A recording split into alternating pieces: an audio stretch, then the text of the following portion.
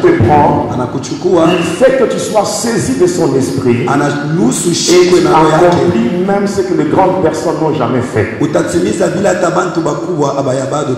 Alléluia. Amen. Lorsque nous prenons l'exemple de Joseph,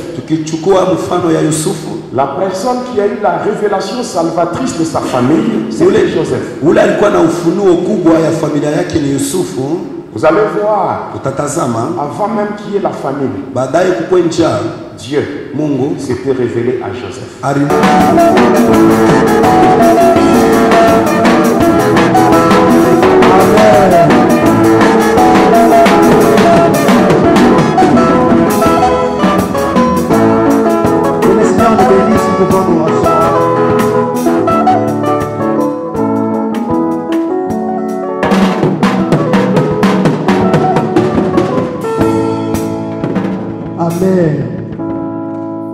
Bien-aimés dans le Seigneur, nous vous saluons encore une fois de plus dans le nom de Jésus et nous vous souhaitons la bienvenue à la JPC Écrissa et que le Seigneur vous bénisse. Nous voulons donner les mots des circonstances. Nous sommes la JPC, la Jeunesse pour Christ et le département de la Jeunesse pour Christ.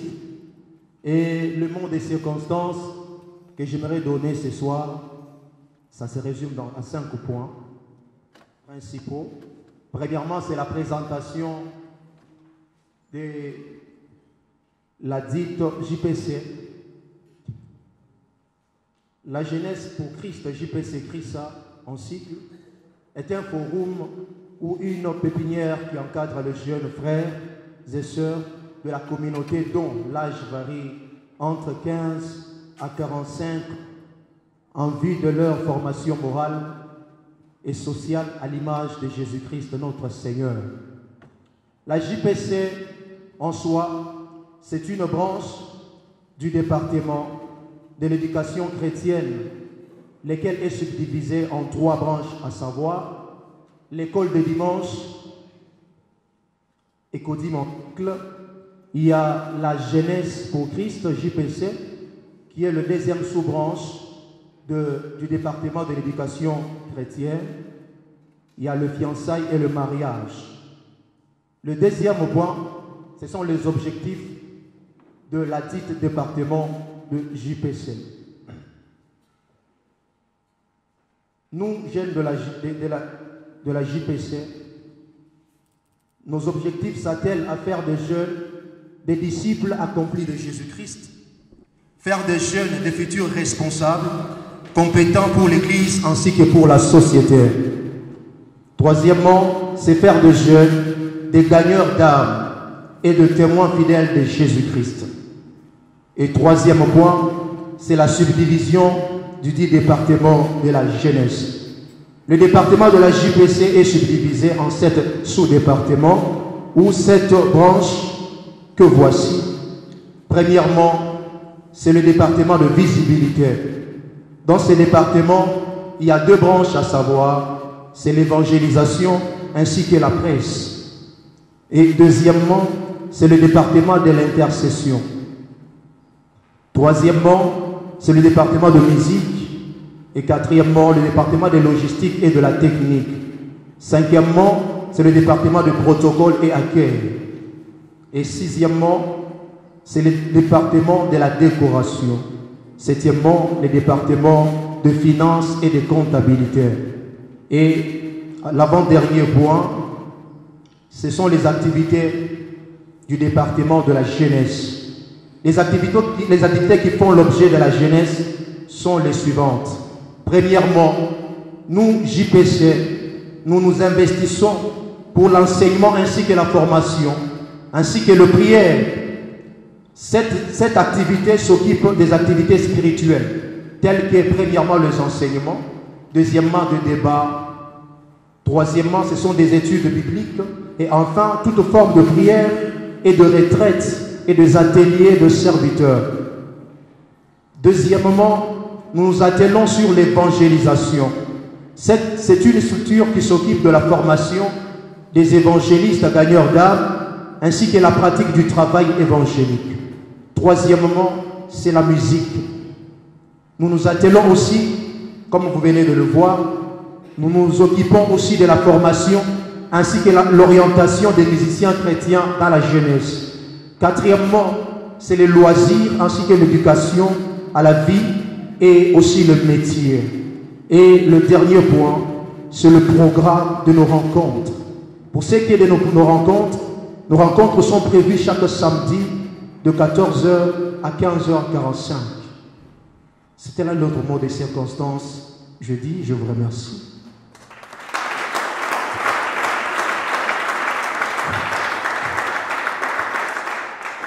Et avant de passer à l'autre étape, qui est l'étape du message, et avant de présenter l'orateur du jour, est-ce que nous sommes dans la joie de les découvrir?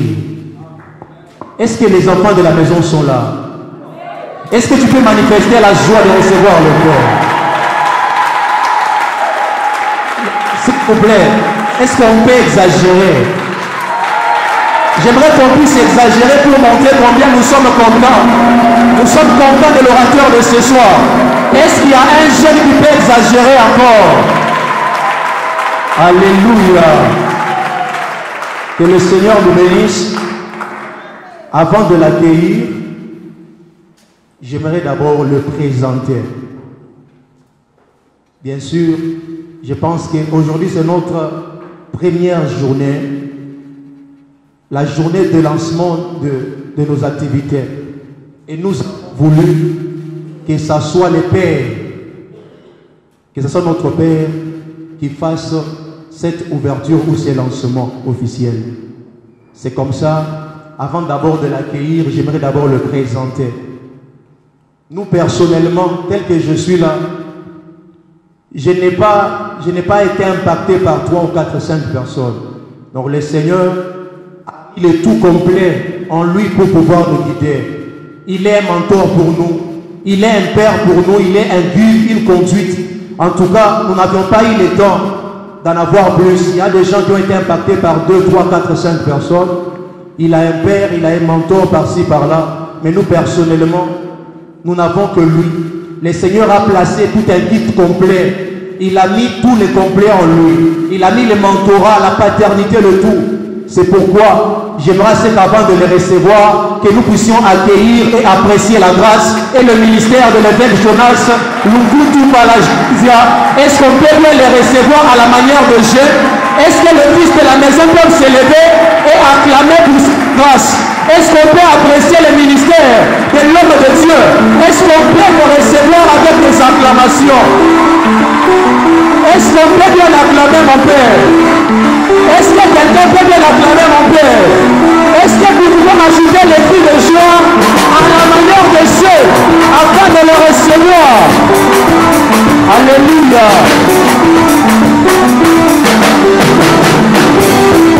Merci beaucoup pour votre asseoir. Papa, merci beaucoup. Merci. Merci beaucoup pour votre cœur et ce que vous êtes pour nous. C'est pourquoi pendant ces instants, nous voulons recevoir la parole. Est-ce que nous sommes dans la joie de recevoir la parole maintenant?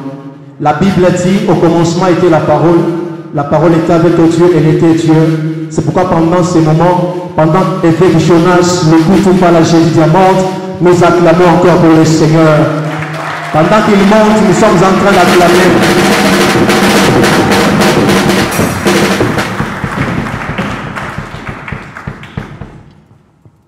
Amen.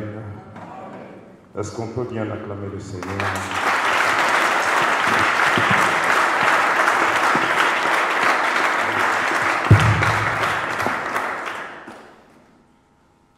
Il est dit dans les Saintes Écritures, imeandikwa maandiko takatifu, il est dit un fils honore son père, mwana anaheshimishwa baba yake, et un serviteur son maître. na mtumishi mwalimu wake. Ce soir, grande est ma joie, Jioni ya leo furaha kubwa yangu parce que je suis honoré. na heshimishwa. Alléluia. Amina. Être invité dans une activité organisée par les jeunes, c'est vraiment un honneur. Kuitwa mu matengenesho na vijana ni heshima. Et sans plus tarder, bien-aimés, nous allons nous incliner en prière. Kwa dakika chache tutainama maombi. Nous allons demander au Seigneur de nous parler.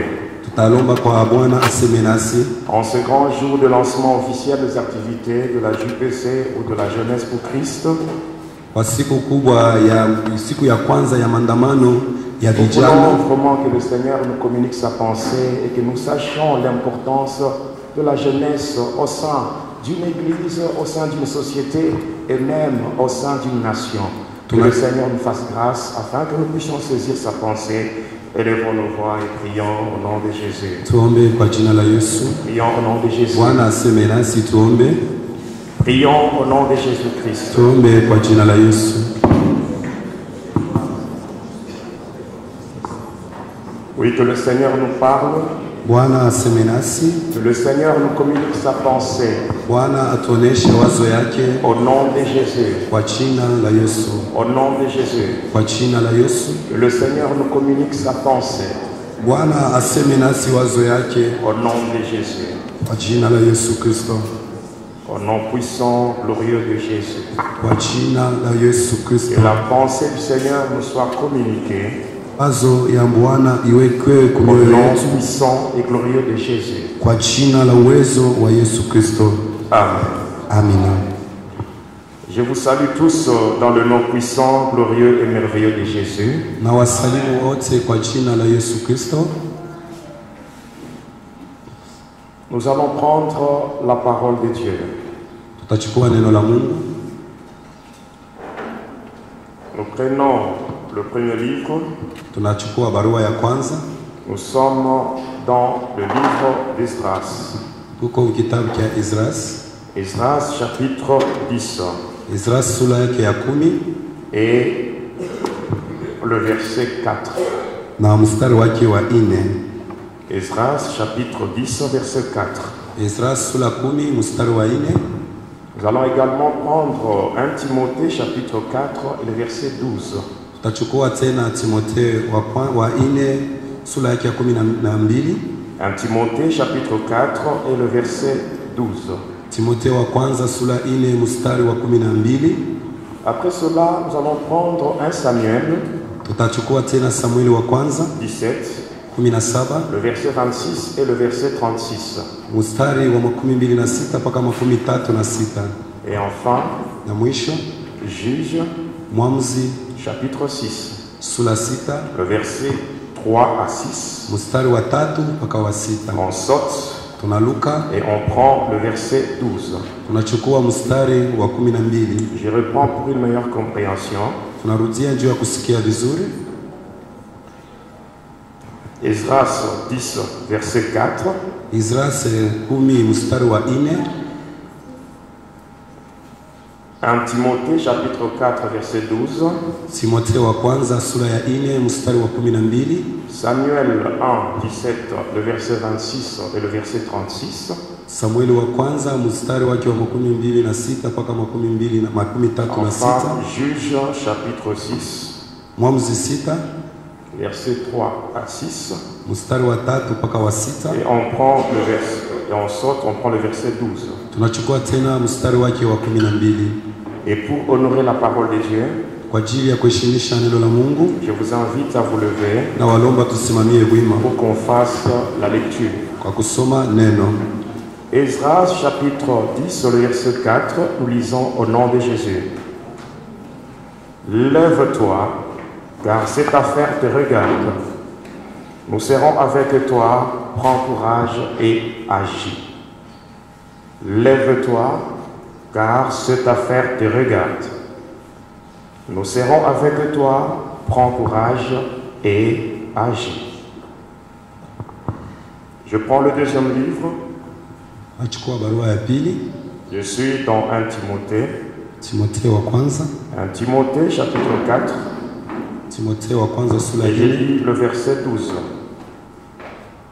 Que personne ne méprise ta jeunesse, mais sois un modèle pour le fidèle, en parole, en conduite, en charité, en foi et en pureté. Que personne ne méprise ta jeunesse, mais sois un modèle pour les fidèles, en parole, en conduite, en charité, en foi et en pureté. 1 Samuel chapitre 17. On prend le verset 26. David dit aux hommes qui se trouvaient près de lui, « Que fera-t-on à celui qui tuera ce Philistin et qui ôtera l'opprobre de dessus Israël? Qui est donc ce Philistin, cet incirconcis, pour insulter l'armée du Dieu vivant ?» 36. C'est ainsi que ton serviteur a terrassé les lions et l'ours. Et il en sera du Philistin, de cet incirconcis, comme l'un d'eux, car il a insulté l'armée du Dieu vivant. On termine avec Juge 6. Lisons à partir du 3e verset. Quand Israël avait semé Madian, monté avec Amalek et le fils de l'Orient, et il marchait contre lui. Il campait en face de lui, détruisait les productions du pays jusque vers Gaza, et ne laissait en Israël ni vivre, ni brebis, ni bœufs, ni ânes, car ils montaient avec leurs troupeaux et leurs tentes.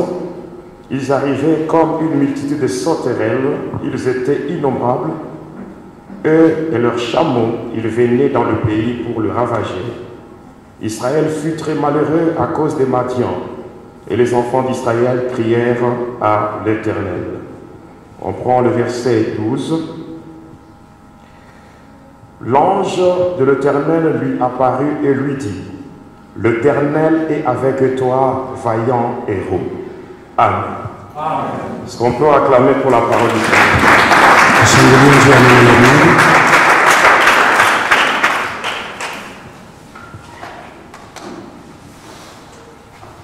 Lève-toi. Simama. Cette affaire te regarde. Hii mambo inakuangalia. Tel est le thème qui est donné en rapport avec la sortie officielle des activités de la jeunesse et Christ. Ile ni shina ilipewa kulinganisha na kutoka kwa kwanza wa vijana wa Yekrisa.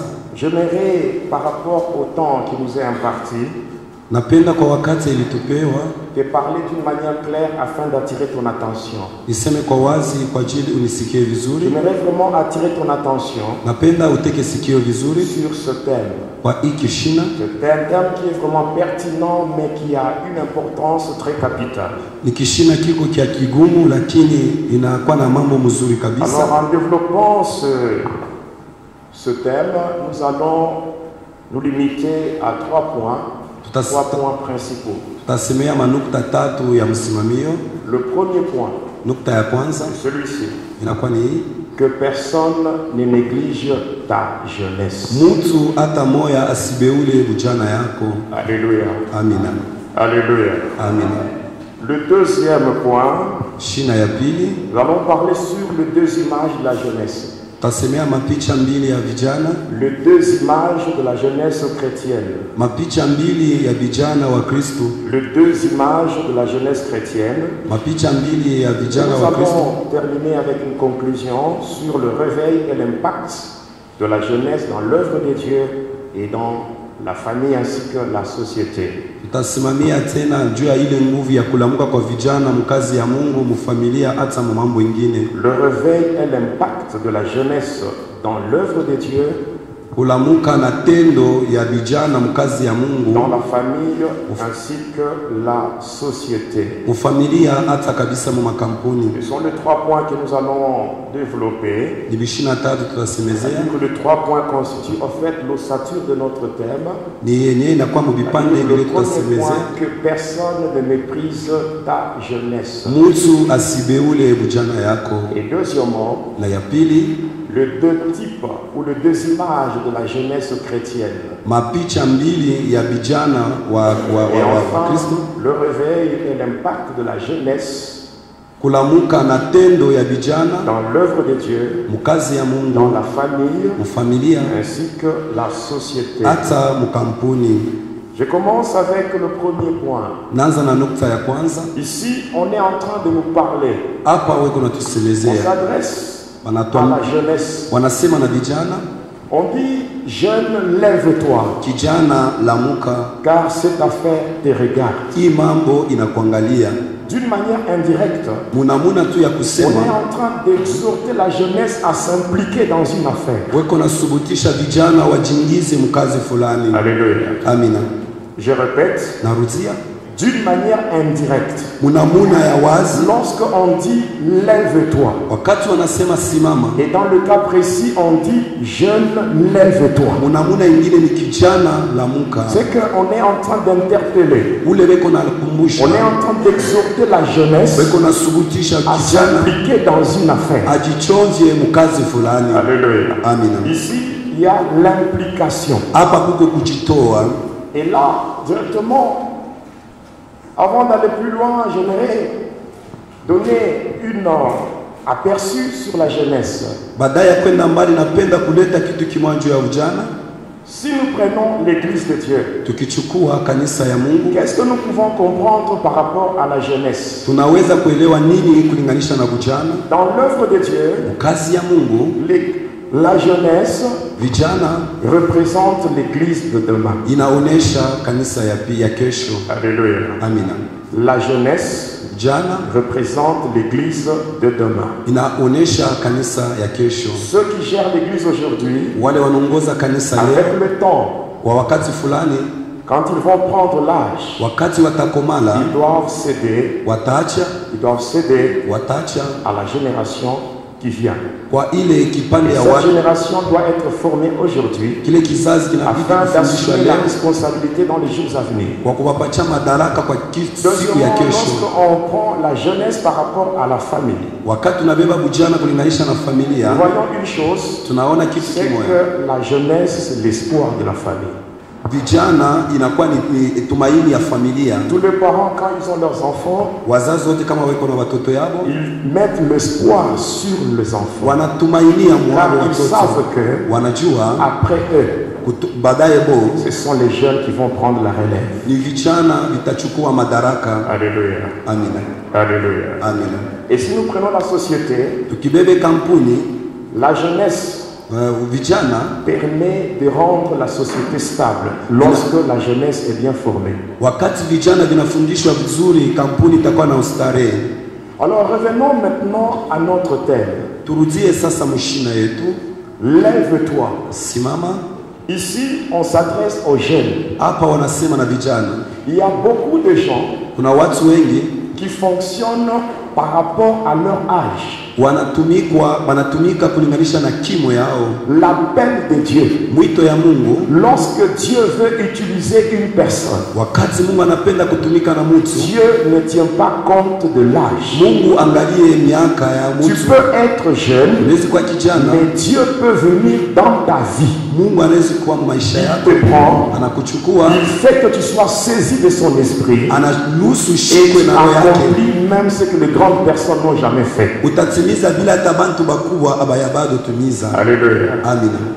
Lorsque nous prenons l'exemple de Joseph, Tukichukua mfano ya Yusufu, la personne qui a eu la révélation salvatrice de sa famille, c'était Joseph. ule alikuwa na ufunuo kubwa ya familia yake ni Yusufu. Vous allez voir, Utatazama avant même qu'il y ait la famille, baadaye kukwe njaa, Dieu Mungu s'était révélé à Joseph alimwonekania Yusufu pour lui montrer, kwa kumwonesha, alléluia, amina, pour lui montrer ce qu'il devait être. kwa kuonesha kile kitabidi Et dans kufika les jours à venir, masiku ya mbele. on a vu Uliona que toute une famille familia avait été sauvée à cause d'un jeune homme qui avait la révélation avant. iliokolewa kwa ile kijana mwa alikuwa na ufunuo kwa upande wa Mungu. Alléluia. Amina. Je peux voir aussi dans la Bible un autre exemple. Na ubeba mfano wengine mu Biblia, Je prends l'exemple de Jésus. na chukua mfano wa Yesu. Alléluia. Amina. Dieu n'a pas attendu que Jésus puisse avoir 30 ans. Mungu akongoja Yesu akwe na Mais miaka regardez 13. Jésus, il est à 12 ans. Yesu mu miaka 12 on le voit au milieu des docteurs, banamwona kati ya en wanganga train de parler de la part de Dieu. iko nasema kwa upande Même wa de Mungu. grandes personnes, des docteurs étaient épatés parce qu'un jeune homme était en train de parler. Hata watu wakubwa wanganga Alors, wa je neno voudrais dire à wanashangaa quelqu'un, tel que tu es là, jinsi uko pale, que personne ne te néglige. mtu Parce que asikubali. si Dieu t'a choisi, Kama Mungu c'est que alikuchagua, Dieu est capable de faire avec toi de grandes choses qui peuvent épater même le monde entier. Mungu iko na mawezaji ya kutumika na wewe na mambo kubwa Dans kushangaisha toi, tu es ulimwengu. jeune. Wewe uko kijana, Dieu peut faire des choses Mungu anaweza que kufanya même vitu les adultes n'ont jamais fait. ile hata bakubwa Si bayalifanya. tu as la foi que Dieu peut t'utiliser, Kama est-ce que tu peux acclamer le unaweza Seigneur? kupita mikono juu ya Bwana. Alléluia. Amina. Alors que personne ne te néglige. Mtu asikubeule, Que ce soit dans ta famille, ikuwe que ce mfamilia, soit dans ton église, que ce soit dans ton quartier, que personne ne te néglige. mtu Parce que asikubeule. si Dieu t'a créé, Kama Mungu tu alikuumba n'as pas été créé par un fait du hasard. au kuumbe kwa Dieu t'a Mungu. créé pour un but. Mungu alikuumba Et na quand shabaha. Dieu veut t'utiliser, Kama napenda kutumika Dieu na va wewe, faire éclater sa gloire passant par toi. akuoneshe utukufu Je dis à quelqu'un, la gloire de Dieu va se manifester dans ton église, dans ta famille et même dans ton quartier parce que Dieu va t'utiliser puissamment. utukufu wa Mungu itaonekana mkanisa, mfamilia, mkoba. Utukufu wa Mungu itaonekana pako. Alléluia. Amina. Voyons maintenant les deux images de la jeunesse. Tuone sasa mapicha mbili ya vijana. Alléluia. Amina. Lorsque je me suis mis à méditer sur la parole de Dieu en rapport avec les jeunes, Wakati nilianza kusoma neno la Bwana kulinganisha na vijana, Dieu m'a montré deux types de jeunes. Mungu akanionyesha vipande Et mbili vya même quand vijana. vous êtes assis ici, sachez qu'il existe deux types de jeunes chrétiens. Tazameni jinsi mnaikaa hapa, kunakuwa vipande mbili ya vijana wa Kristo. La première image des jeunes, Picha ya kwanza ya vijana ce sont les jeunes qui sont conscients de leur appel. ni vijana vina dhamiri peke yao ya mwito yao. Alléluia. Amina. Les jeunes qui sont conscients de leur appel. Vijana weko na dhamiri ya mwito yao. Deuxième image des jeunes, Picha ya pili ya ce vijana sont ceux-là qui ne sont pas conscients, ni bale bana na dhamiri, qui font des choses wanafanya vitu sans conscience. bila dhamiri. Ils n'ont pas encore compris que Dieu les a déjà choisis. Abaya bado kuelewa Mungu ashakuwaita. J'aimerais vous dire que tel que vous êtes tous, Napenda kuambia jinsi muko hapa, Dieu vous a choisi. Mungu ashakumichakula. Alléluia. Amina. Alléluia. Amina. Parce que premièrement, Kia kwanza, il n'y a personne hakuna qui mtu peut quitter le monde anawezi kutoka et mdunia venir à Jésus kuya kwa Kristo si Dieu ne l'a pas choisi. kama Mungu Tel que ashikuchakula. vous êtes là, Jinsi muko pale, Dieu vous a tous choisis. Mungu alimichakula nini Mais wote. le problème c'est lequel? Mambo ni nini? Le problème c'est la prise de conscience. Ni kuchukua dhamiri. Il y a de jeunes gens qui entrent dans l'église Wa vijana mais wengine qui waliingia n'ont mkanisa, jamais pris conscience de leur valeur. abaya baada kwa kuchukua dhamiri ya heshima wala bei yao. Si Dieu vous a choisi, Kama Mungu si anawachakula, Dieu a porté son choix sur vous, kama Mungu alikuchakula wewe, c'est qu'il y a quelque chose que Dieu veut faire avec vous. kuna kitu kile Mungu anapenda kufanya na wewe. La première catégorie des jeunes, Kipande ya kwanza ya ce vijana sont les jeunes qui sont conscients de leur appel. ni wa vijana weko na dhamiri na mwito yao. Et en parcourant la Bible, Mtembea mu Biblia j'ai trouvé deux exemples. nakuta mifano mbili. Le premier exemple, Mfano ya kwanza, l'exemple des jeunes conscients de leur appel. kijana uko na dhamiri ya mwito yake. Et là, j'ai pris l'exemple de David. Pale nabeba mfano ya Daudi. Alléluia. Amina. Alléluia. Amina. Écoutez, Sikieni comme je viens de le dire par l'introduction, jinsi natokea kuisema mkingilio. lève-toi, cette affaire te regarde. Simama, hii mambo C'est inakuangalia, une exhortation ni masubutisho afin que les jeunes puissent s'impliquer dans quelque chose. kwa ajili vijana vijichovye mu mambo fulani. Je vois un temps naona wakati où les Philistins pale wa Filistini étaient en guerre avec les enfants d'Israël. walikuwa mvita pamoja na wana wa Israeli. Israël avait son armée. Israeli alikuwa na jeshi yake Et de l'autre côté, les Philistins avaient leur armée. na Wafilistini walikuwa na jeshi Et yao, les deux armées étaient sur le champ de bataille. na ilikuwa ile majeshi mbili Maintenant, fasi il ya était vita. question de livrer cette bataille. Ilikuwa nia ya kupika ile vita, Mais à la maison, lakini kunyumba, alléluia, amina, dans la famille d'Isaïe, mu familia ya Isai, le père, baba sachant que quelques-uns de ses enfants étaient au front, kipande ya matoto yake walikuwa kule kumpaka, vous savez ce qu'il a fait? nini ilifanyikwa? Alléluia. Amina. Dans cette guerre-là, Mu ile vita ce sont les grands frères de David et les autres soldats qui étaient impliqués. ni wakaka yake ya Daudi na waskari wengine walikuwa pale. Daudi, alléluia, amina, n'était pas impliqué. Daudi asikukwe pale kama Mais askari, son père lakini baba yake prend la nourriture akachukua et chakula il lui donne. anamupa, Il dit, va là-bas, wende pale tu trouveras tes frères. utakuta wakaka yako. Alléluia. Amina. Tu trouveras tes frères. Utakuta wakaka Et yako, va leur donner à manger. wende ukawapatie chakula. David, quand il partait, Wakati Daudi il ne partait pas pour faire la guerre, asikuenda kwa mais il kupambana, partait pour donner la nourriture. alienda kupeleka chakula. Alléluia. Amina. Et pendant que David venait, Wakati Daudi anaanza kuja, le Philistin de leur côté, Wafilistini ngambo yao ils ont fait sortir un géant. wakatosha bingwa mwa Et fulani, ce géant, c'était Goliath. na ule soja alikuwa ni Goliati. Alléluia. Amina. Les enfants d'Israël, voyant la taille de Goliath, Na wana wa Israeli wakaona urefu wa Goliati, Goliath était tellement élancé.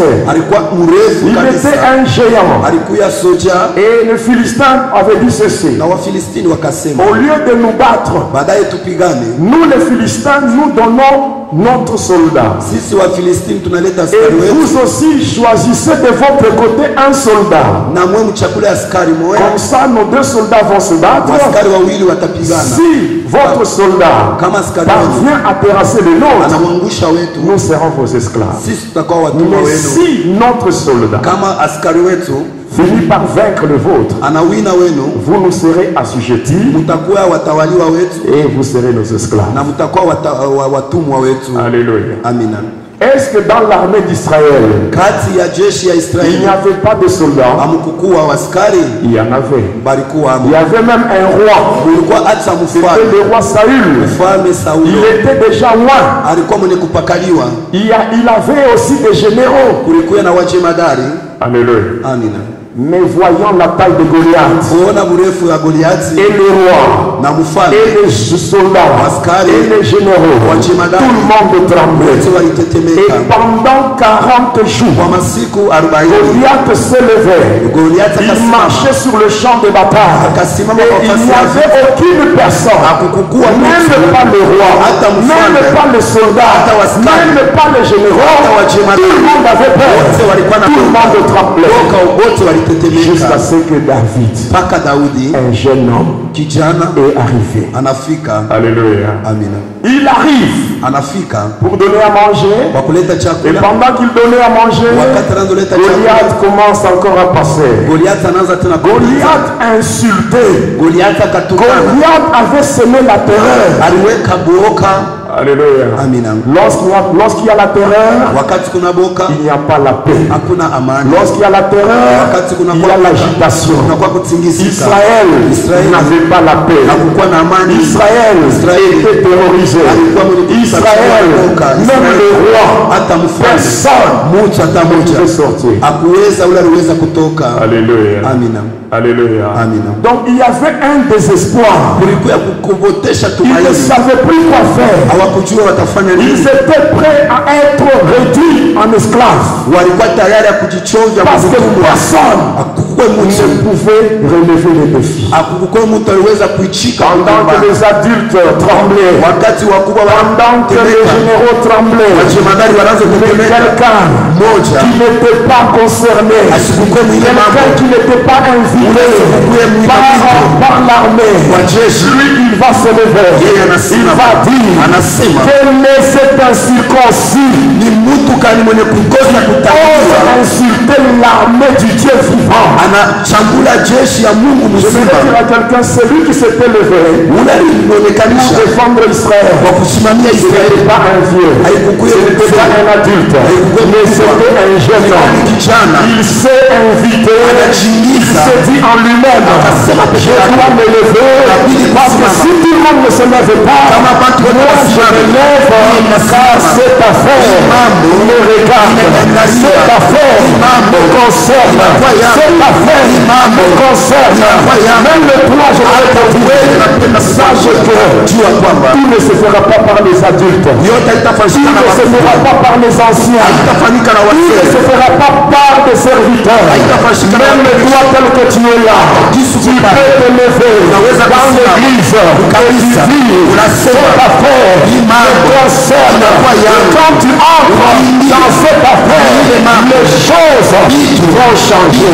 Je dis à quelqu'un, les choses vont changer. Si toi, tu te lèves, les choses vont changer. Est-ce que quelqu'un peut appeler? Alléluia. Alléluia. Amen. Vous savez, Unajua? alléluia. Amina. Lorsque David Wakati Daudi était au front, alikuwa kule kumpaka.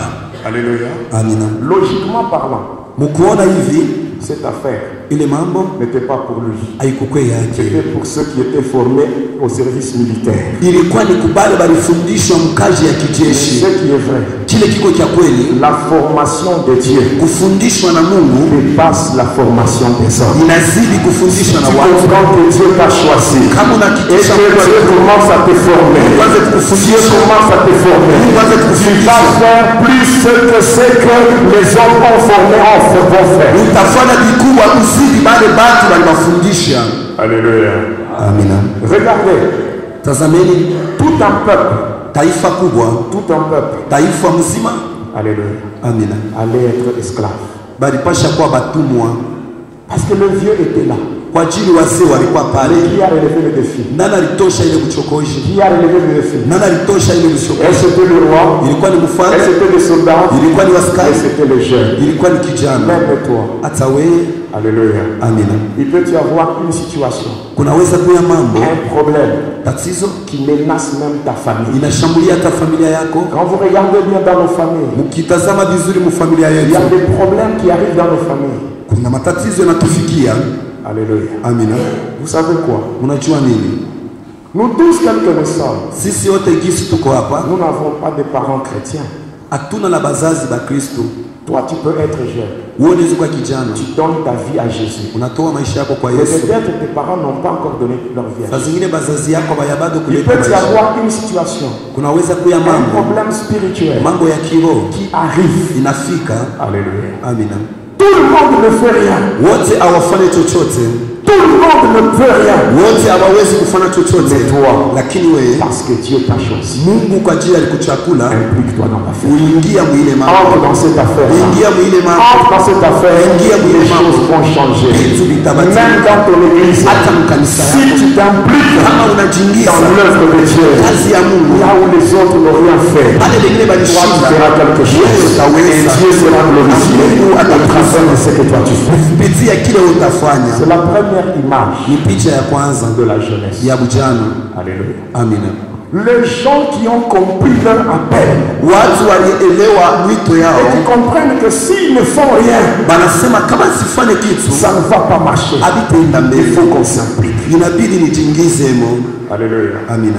Il y a de jeunes gens qui viennent à l'église, Wavijana wengine wanakuwa kukanisa, ils ne font rien. hawafanye kitu, Ils prient, wanaomba après ils sortent. kisha wanatoka. Pendant qu'il y a des choses, Wakati kuna vitu, pendant qu'il y a des défis à relever, wakati kunakuwa mabuchokozi ya kuchokoza, Dieu, Mungu il connaît ce qu'il a investi en toi. anajua kile aliweka ndani yako. Vous savez ce qui a donné la force Mnajua kile kilileta nguvu à David? kwa Daudi C'est le témoignage. ni ushuda. Alléluia. Amina. Le témoignage nous donne la force. Ushuda inaleta nguvu. David dit ceci: Daudi akasema hivi, lorsque j'étais en brousse, wakati nilikuwa mpori, J'étais en train de garder le niko troupeau. nachunga wa kondoo, J'étais attaqué nilishambuliwa par le lion kwa simba et par l'ours. na kwa mbwa mwitu, Mais Dieu lakini m'a soutenu. Mungu De akanisaidia. la même manière Namuna que moja Dieu m'a soutenu en brousse, Mungu alinisaidia il me mpori, soutiendra atanisaidia devant ces Goliaths. mbele ya huyu Goliati. Bien-aimés, nous tous tels que nous sommes, Sisi wote jinsi tuko nous hapa, avons un témoignage de ce que Dieu a fait dans nos vies. tuko na ushuhuda ya kile Mungu alifanya maisha yetu. Alléluia. Amina. Regarde l'âge que tu as Tazama miaka yenye unayo depuis ta naissance kutoka kuzaliwa kwako jusqu'à aujourd'hui. mpaka leo hivi, Combien de choses devaient t'arriver? ni vitu vingapi vilipasha kukufikia? Pourquoi Dieu n'a pas permis à ce que tu meurs? Kwa nini Mungu asiruhusu kufa? Pourquoi dans tous les problèmes, toutes les attaques que tu as eues, Dieu t'a sauvé? Kwa nini kushambuliwa kote na mavita yote Mungu anakuokoa? C'est parce que Dieu, Kwa ajili Mungu, alléluia, amina, il a investi quelque chose en toi. aliweka kitu kimoja ndani Et à yako des moments difficiles, wakati magumu, là où tout le monde ne peut rien faire, hadi watu wote hawawezi chochote, et toi, lakini tu wewe te lèves, uinuke, ujiingize afin que le changement vienne. juu mabadiliko ifike. Alors j'annonce quelque chose sur ta vie. Natangaza kitu kimoja Le maisha yako, changement dans ton église viendra par toi. mabadiliko mkanisa Je dis à itakuja quelqu'un, kwako, le changement même dans ta famille, hata mfamilia ça yako viendra par toi. tokea kwako. Dieu va se glorifier dans ta famille. Mungu atajitukuza Dans mfamilia yako. ton église. Wanatubeula leo. Alléluia. Amina. Dans la famille de David, Mfamilia ya Daudi il n'était pas seul. asikukuwa peke yake, Même lorsque Dieu hata wakati a Mungu envoyé le prophète Samuel akamtuma nabii Samueli pour oindre un roi. kupakala mfalme. Vous savez ce que le père de David a fait? Unajua jinsi baba yake Daudi alifanya? Alléluia. Amina. Il ne veut que personne ne néglige ta jeunesse. Muntu asibeule vijana yako. Dieu voit David. Mungu akamwona Daudi, Mais le prophète Samuel, nabii Samueli quand il part, wakati akaanza kusema, il arrive, anafika il dit au père, anasema, na baba, on m'a dit bananiambia de prendre un roi dans ta famille. kupakutosha mfalme mfamilia yako. Est-ce qu'on a présenté David? Balimtoa Daudi, On a présenté David. wakamtoa Daudi, Lui, il est petit. yeye ni Lui, kijana, il est jeune. yeko kijana. Et le père a présenté ceux-là qui étaient robustes. Baba kaonesha wale walikuwa bakubwa na dilari, N'est-ce pas? haina vile. Mais Dieu lui dit, Mungu akamwambia, de tout cela qu'on a présenté, kwa wote hao tunakuonesha, je ne vois pas celui que j'ai choisi. sione po mtu mwenye na Celui chakula, que j'ai choisi, ule ni na chakula, il est plus jeune que tous ces gens. eko kijana Et kuliko il pose la wote. question au père, Anauliza baba, y a-t-il pas hakuna un autre enfant? mtoto mwingine? Il y a un petit qui est en brousse. Asema kuna kakijana kama mpori. Ce petit qui était en brousse, Ule kijana alikuwa mpori, c'était le choix de Dieu. ilikuwa ni kuchakuliwa kwa Même Mungu. toi, Hata wewe vous pouvez être nombreux. unaweza kuwa wa mingi, Le choix de Dieu mapasho ya Mungu est sur toi. iko pako Je wewe. dis à quelqu'un, le choix de Dieu est sur toi. Mapasho ya Mungu iko Dieu t'a choisi. Mungu ashakuchakula. Alléluia. Amina. Le même Dieu Mungu moya moya t'a soutenu alikusaidia dans toutes les épreuves de ta vie jusqu'à cet âge. mu vipimo yote ya maisha yako na hikimo. Ce même Dieu Ule Mungu moya moya te permettra de relever les défis. ataruhusu kutosha ile mabuchokozi. Ta bénédiction est liée à ce que tu fais pour le Seigneur. Baraka yako inalinganisha na kile uko namufanyishia Tu ne Mungu. dois pas tout laisser seulement aux adultes. Hautachia vyote mpaka kubali lenye kukomala. Il y a des choses qui peuvent changer par ton implication. Kuna vitu vinaweza kubadilika mkujitoa kwako. David a regardé. Daudi akatazama, Vous savez, unajua même si le vieux tremblait, hata kama wakubwa si walitetemeka, David n'avait rien fait, kama Daudi akufana kitu, ils seraient tous réduits en esclaves. balipasha bote kuingiza Il utumwa. y a des moments, Kuna wakati lorsque tu sens que la chose te concerne, wakati unaangalia hii mambo inaniangalia na mimi, n'attends pas seulement qu'on vienne te parler. usingoje wakuwe wakwambie, Lève-toi et implique-toi dans l'affaire. inuka na uingie mwile Et mambo, tu verras ce que Dieu fera. utaona kile Mungu Dieu atafanya. agira au travers de toi. Mungu Il atatumika fera kupitia des wewe, choses qui vont étonner tout le monde. itafanya hiyo Dieu vitu fera des kushangaza watu. choses au travers de toi. Mungu atafanya vitu kulimpita. Alléluia. Amina. Goliath est tombé Goliathi akaanguka à cause de David. juu ya Daudi, Pendant que tout le monde tremblait, wakati wote mais walitetemeka, un jeune lakini il kijana a compris son appel. alielewa mwito yake, Qu'est-ce qu'il a fait? akafanya Il nini? a fait tomber Akaangusha le géant. ule bingwa. Alléluia. Amina. Implique-toi Ujiingize dans ton église, mukanisa, dans ta famille, family, dans ton quartier. mukoba. Alléluia. Amina. Dieu a besoin de toi. Mungu anakuhitaji. Pendant qu'il y a des choses qui sont en train de tomber, Wakati kuna vitu viko pendant qu'il y naanguka, a des gens qui sont désespérés, wengine wanakosa mais tumaini. Dieu lui-même connaît ce qu'il a mis en toi. Mungu anajua kenye aliweka ndani yako. Alléluia. Amina. N'attends pas quand tu seras adulte pour t'impliquer dans les choses de Dieu. Usiongoje wakati utakomaa juu ujiingize mambo ya Mungu. Wakati kingali kijana, Même celui qui a sauvé le monde, hata mwenye aliokoa ulimwengu c'était un jeune. ilikuwa ni kijana. Jésus a commencé à travailler à l'âge de 30 ans. Yesu Il akaanza était jeune. Et alikuwa nous avons kijana. vu Jésus-Christ en tant que jeune, Yesu kama kijana il a bouleversé même le plan du diable. akageuza hata matayarisho ya shetani. Donc rien n'empêche à ce que toi aussi, tu sois utilisé par Dieu pour bouleverser le plan de ténèbres. Hakuna kile kinazuiza utumikishe na Mungu na uhalabishe kazi ya giza. Alléluia. Amina. Alléluia. Amina. La deuxième image Picha ya pili de la jeunesse, ya vijana ce sont les jeunes ni wa vijana qui sont inconscients de leur appel. hawana na dhamiri kumwito yao. Alléluia. Amina. Quelle est la caractéristique principale de ces jeunes-là? Ni tabia kani wala kionyesho ya bale ba vijana, Les jeunes qui n'ont pas encore compris leur appel, wale vijana baya bado kuelewa mwito yao, ceux qui sont inconscients, wala wana na dhamiri, ils veulent servir Dieu par rapport à leur rang social. wanapenda kumtumikia Mungu kulinganisha na mali yao. Ils veulent servir Dieu par rapport à leurs avoirs. Wanapenda kumtumikia Mungu na vile viko navyo. Ils veulent servir Dieu par rapport à leurs origines. Wanapenda kumtumikia Mungu kumisingi yao. Alléluia. Amina. Il fut un temps Ulikuwa wakati fulani où les enfants d'Israël étaient attaqués par Madian. pale wana wa Israeli walishambuliwa na Wamadiani. Alléluia. Amina.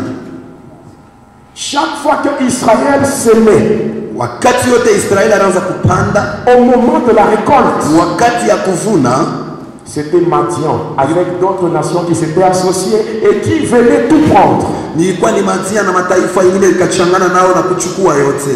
Alléluia. Amina. Vous savez ce qui s'est passé? Mnajua ile ilifika Passant par la présence de Madian, kutokea uwepo ya wale wa Madian, les enfants d'Israël allaient se cacher. wana wa Israeli wakenda kujificha. Alléluia. Amina.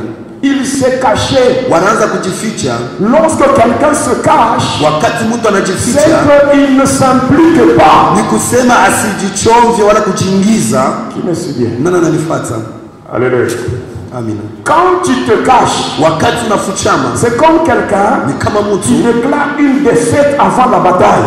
anatangaza kushinda baadaye ya kupiga vita, Tu ne t'es pas encore battu, au ya bado mais kukomana, toi tu as déjà déclaré une défaite. lakini wewe unasema amina, ashakuanguka kunisha. Lorsque tu déclares une défaite, Wakati unatangaza kushinda kwako, tu donnes le courage à l'ennemi de continuer à faire ce qu'il fait. unapatia adui wako odari ya kukuendelesha kukutesa jinsi La kunakutesa. Bible témoigne Biblia que inatangaza en cette période-là, ile wakati c'est le temps de Gédéon. ni wakati ya Gideoni, Lorsque Israël s'aimait, wakati Israeli anaanza au moment de la récolte, wakati ya kuvuna, ce n'est pas Israël qui pouvait moissonner. haikukuwa Israeli aliweza Qu'est-ce qui se kuvuna. passait? Nini ilianza Au kuvuna? moment de la moisson, Wakati ya c'est kuvuna Madian qui venait tout prendre. ni Madian alikuwa Il y kuchukua avait yote, encore la terreur. kulikuya boka. Et qu'est-ce qu'on a vu? Nini waliona Et pale? Gédéon Na Gideoni et les autres, na wengine tous avaient fui wote banaanza pour kukimbia aller se cacher kwenda kufuchama dans la caverne. mule mumatuma nyumba fulani. Alléluia. Amina. Pendant qu'ils se cachaient, Wakati wanaanza fuchama, tout ce qui leur appartenait, yote ilikuwa yao, c'est Madian qui prenait tout. ni Madian anaanza kuichukua. Alléluia. Amina.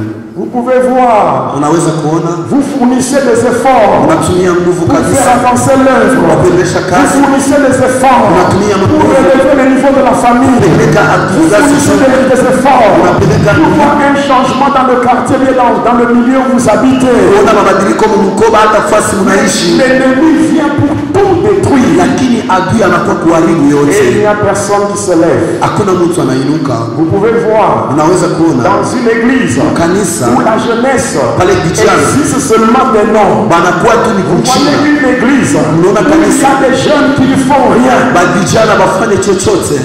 Alléluia. Amina. Une église où les jeunes ne font rien. Mukanisa mule vijana bafanya Pourquoi? kitu. Parce qu'ils ont peur. Beko na boka. Ils sont terrorisés. Beko lekupatiwa boka. Maintenant, qu'est-ce qui va se passer? Sasa nini litafika? Lorsque les enfants d'Israël ont crié à l'Éternel, Wakati wana wa Israeli wakapiga kelele mbele ya l'Éternel Mungu, va d'abord leur envoyer un prophète. na wa milele akawatumia Et nabii, par après, kisha l'ange de l'Éternel malaika wa milele va se présenter auprès d'un jeune homme. akamwonekania kijana fulani. Alléluia. Amina. Vous savez ce que Dieu lui a dit? Kile Mungu alimwambia mnakijua. Alléluia. Amina. Dieu lui dit ceci: Mungu akamwambia hivi, vaillant héros. wewe unakuwa ni bingwa. Alléluia. Amina. Vaillant héros. Wewe unakuwa ni bingwa.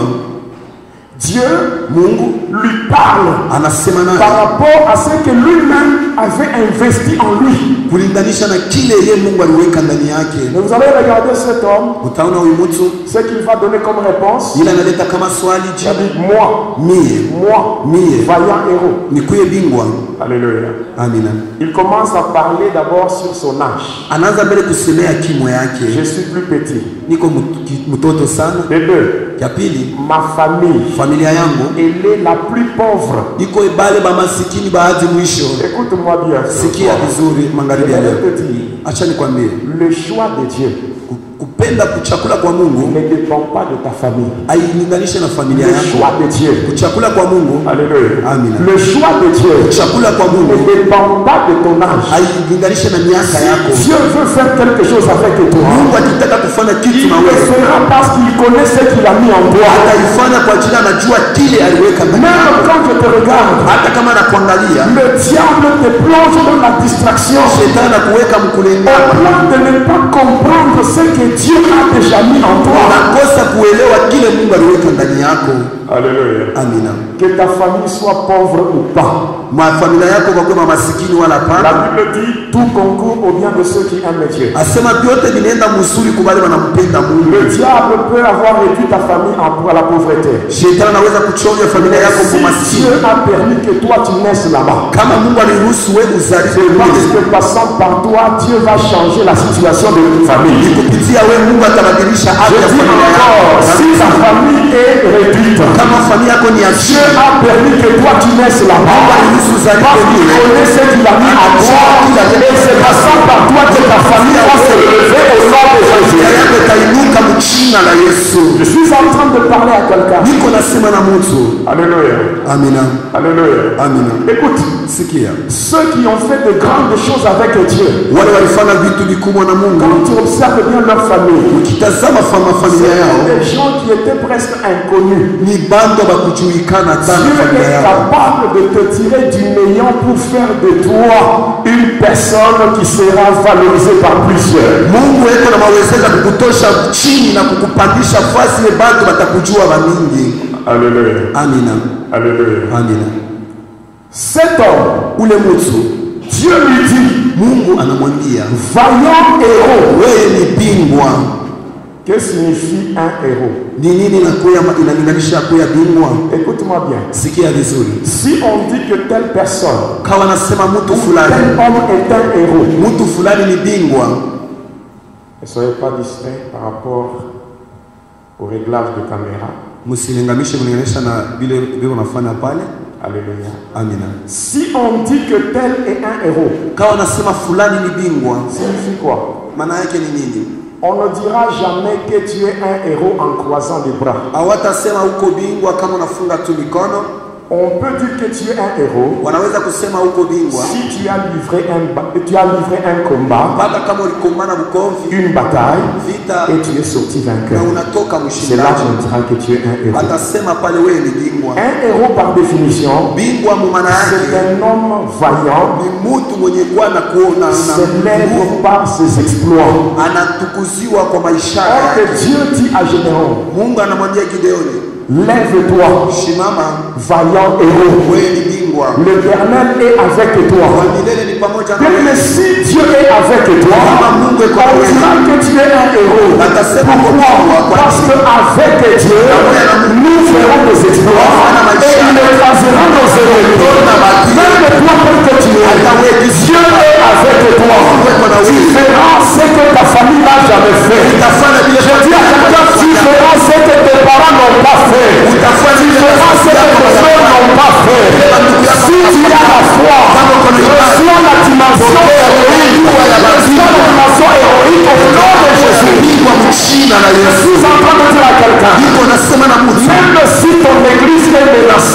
kanisa yako par un inashambuliwa Goliath. Si tout le monde n'a rien fait, mais toi tu feras. Ton église va se relever, ta famille va se relever, même ton pays va se relever, parce que toi, alléluia, Dieu t'a choisi. Pour l'amour, l'amour de Sion, je ne me tairai point. Pour l'amour de Jérusalem, je ne prendrai point de repos. Pour l'amour de ton église, tu ne peux pas te taire. Pour l'amour de ta famille, tu ne prendras pas de repos jusqu'à ce que les Goliaths de ta famille tomberont au nom de Jésus. Les Goliaths de ton église tomberont au nom de Jésus. Jusqu'à présent, regarde les efforts fournis par tes parents. Tazama manguvu yenye wazazi yako Si wanatumia. tu vois tout ce que tes parents font, Kama unaona vyote wazazi yako et que ça ne wanafanya, marche pas, adiende mbele. tu vois dans ton église, Unaona les kanisa gens font ceci, font cela, ça ne marche pas. watu wanafanya C'est kitu. toi que Dieu attend. Dieu attend que toi tu te lèves. Voilà pourquoi aujourd'hui Dieu te dit, jeune, lève-toi, car cette affaire te concerne. Au nom de Jésus, ton église va se relever, ta famille va se relever, même ton pays va se relever. Au nom de Jésus. Dieu connaît ce qu'il a mis en toi. Mungu anajua kile aliweka ndani yako. Alléluia. Amen. Dieu connaît ce qu'il a mis en toi. Anajua kile aliweka ndani Il a yako. mis un potentiel. Anaweka madaraka ndani yako. Tel que tu es, Gisi uko pale, même le diable hata ne shetani peut rien te faire. hawezi kukufanya Parce que c'est kitu. Dieu qui te demande Kwani ni Mungu de anakuonesha t'impliquer. ujitoe. Alléluia. Amina. La jeunesse de ton église va se relever. Kanisa bajana kanisa Tu peux watainuka. relever le défi de ta famille. Unaweza kutosha makuchokozi Même ya la familia yako. sorcellerie peut tomber à cause de toi. Hata buloshi unaweza Ne tremble pas. usitetemeke. Un héros, ce n'est pas une personne qui tremble. Bingwa Même inakuta na si tes parents tremblent devant la sorcellerie, même si tes frères pleurent, mais toi, au nom de Jésus, lève-toi, lève-toi, implique-toi dans ta famille, dans ton quartier, dans ton église. Ces choses vont changer, ces choses vont changer, parce que Dieu est avec toi. Dieu est avec toi. Alléluia. Amina. Dieu, Mungu fera Atafanya avec toi pamoja na ce wewe que ta famille kile familia yako n'a jamais fait. haiyafanya. Alléluia. Amen. On parlera de toi. Batasema juu yako Même dans ton église, hata on mkanisa dira batasema depuis que celui-ci a déjà changé. Même dans ta famille, tout le monde aura confiance en toi. Dans ta famille, tu ne seras plus la première, tu seras la première au nom de Jésus. Les choses vont changer à cause de toi. itabadilika mji yako. Prends conscience. Beba zamiri, Prends conscience comme David. beba zamiri kama Daudi. Regarde comment ton église est en train de chuter. Angalia vile kanisa yako kunaenda kuanguka, Comment les choses ne marchent pas. vitu aliende mbele. Regarde dans ton quartier. Angalia mkoba yako. Vous savez qu'il y a même des quartiers Unajua kuna où il mamkoba y a des esprits qui menacent le quartier. kuna mademoni yanashambulia Il y a des familles kuna mafamilia sur lesquelles on a imposé la malédiction, les lois compliquées. wanaweka malaana na masheria ya Il y mifugo. a des familles où les gens ne font rien. Vile watu wanafanya kitu, Il y a des familles où les gens ne font rien. mfamilia mle watu Il y wanafanya a la kitu. pauvreté, il y a le célibat, il y a le chômage. Mais tel que tu es là, Uko pale, ne pense pas que usizanie ya c'est kwanza seulement tes parents qui feront. mpaka wazazi yako Il y a des watafanya. moments que tes parents tu travailles. Unakuwa wakati wazazi yako hawafanya. Mais si toi tu te mets, Kama uona par ta prière, Dieu bénira même tes parents. Dieu bénira même ta famille. Dieu fera tomber la malédiction de ta famille. Dieu fera tomber le chômage de ta famille. Parce que ce problème c'est à toi. mambo ni wewe Comprendre uelewe Mungu t'a choisi. ashakunichia kula. Quand tu deviens un jeune conscient, Kama unakuwa kijana na zamiri safi, alléluia, amina, tu sauras comment chercher Dieu. utatafuta jinsi kana En kumtafuta cherchant Mungu. Dieu, Mkumtafuta Mungu, le changement viendra. mabadiliko itafika. Même le Goliath de votre famille va tomber. Hata Wagoliathi wa familia yako watanguka. Regarde comment les parents ont fourni les efforts. Qu'est-ce que cela a donné? Tazama jinsi wazazi yako wanatumia manguvu, nini inaleta Regarde dans ton église. mukanisa yako. Il y a des retraites, il y a de ceci, il y a de ceci. Mais les choses ne marchent pas. wanafanya lote inastahili, lakini mabadiliko Cette hayapo. affaire ne concerne pas seulement les adultes, mais ça concerne tout le monde. Ile mambo hayaangalie mpaka badukomala, lakini ni mambo ya watu wote. Lève-toi, Simama, prends courage. kuwa na hodari. Dieu est avec toi. Mungu ni upande wako. Les problèmes qui sont devant toi Mambo iko mbele yako vont tomber itanguka, parce que Dieu kwa ajili est Mungu avec toi. ni upande wako. Il connaît ce qu'il a mis en toi. Anajua kila aliweka ndani Tu yako. feras ce que ta famille n'a jamais fait. Utafanya Tu réaliseras ce que tes parents n'ont jamais réalisé. Et tout le monde croira que ton Dieu est le véritable Dieu. La famille croira en ton Dieu. Et Dieu sera glorifié. Parce que toi, jeune, tu t'es levé. Tu as compris ton appel. Et Dieu va soutenir ce que tu fais et ce que tu feras. Au nom de Jésus. Amen. Amen. Amen. Amen.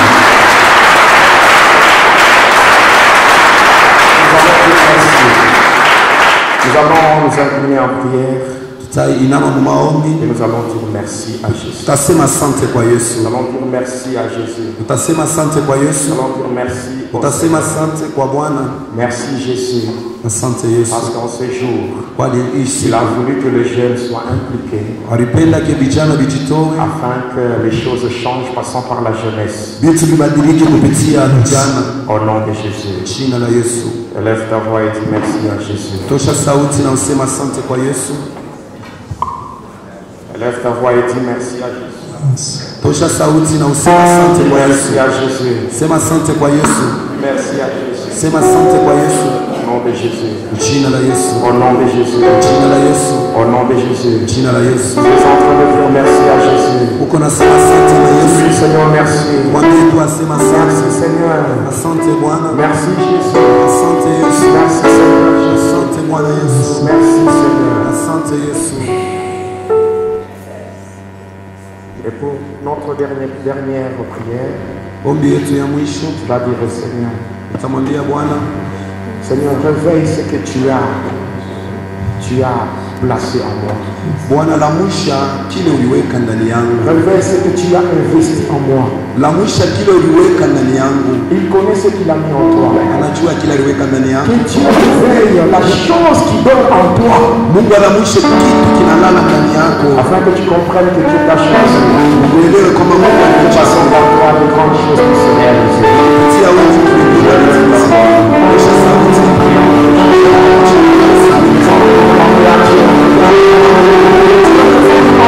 La chose qui donne en toi. La chose qui est en train de dormir en toi. Kuna kitu kiko nalala ndani yako. Dieu lève ta voix. Tosha sauti. Tu es en train de prier. Uko naomba. Au nom de Jésus. Jina la Yesu. Dieu a mis en toi. Ile Mungu aliweka ndani yako. Il y a quelque chose qui va sauver ta famille. Itaokoa familia yako. Chose qui va sauver ta famille. Itatosha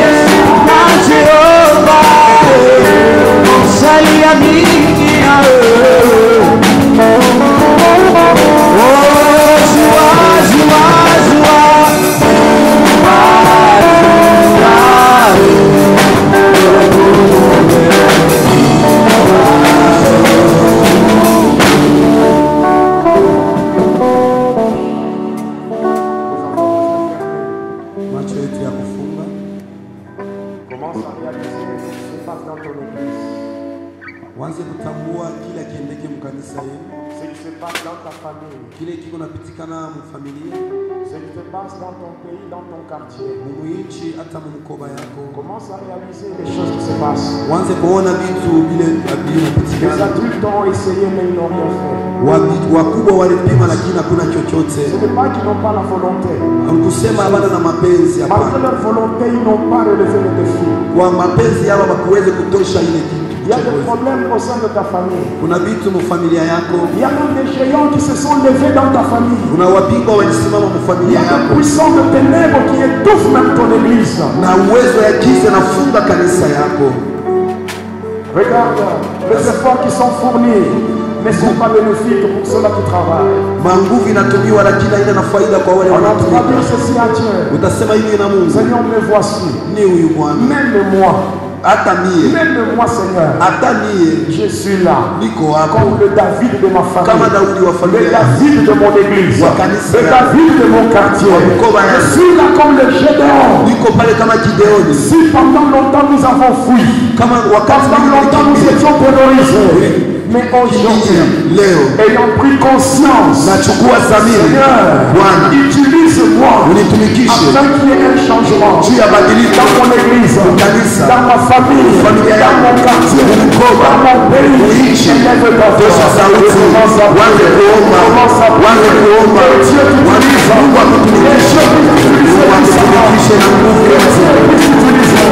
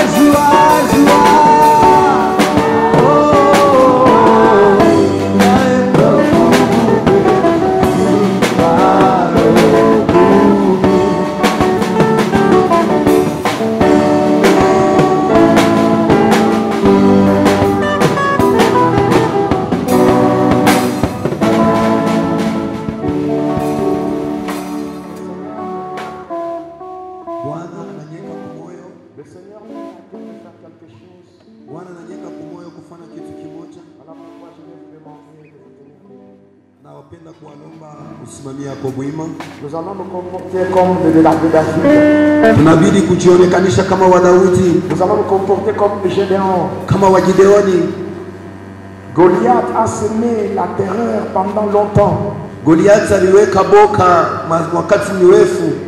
Goliath a semé la terreur pendant longtemps. Goliath alitupatia boka kwa wakati mrefu. Les adultes ont tremblé. Wakubwa wanatetemeka. Le roi a tremblé. Mfalme alitetemeka. Les généraux avaient tremblé. Wajemadari wakatetemeka.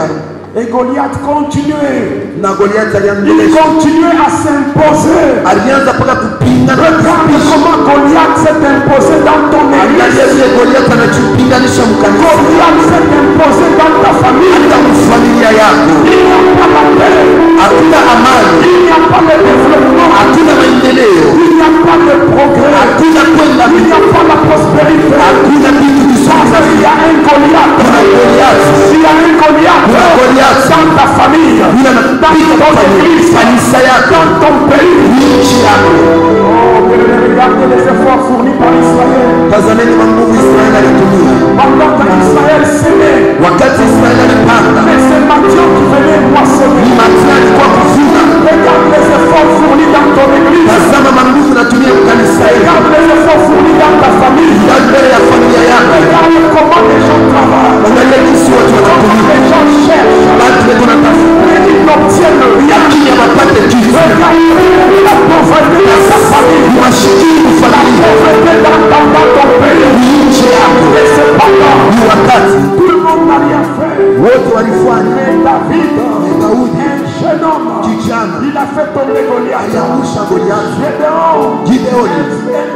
homme kijana il a fait tomber Madian. alimwangusha Madiani. Ainsi au nom de Jésus, Sasa mchina la Dieu Yesu, est avec toi. Mungu ni upande wako. Avec Dieu, Pamoja na Mungu tutafanya maisha, utatosha sauti, utamwangusha Goliathi wa kanisa yako, wa familia, jina la Yesu Kristo.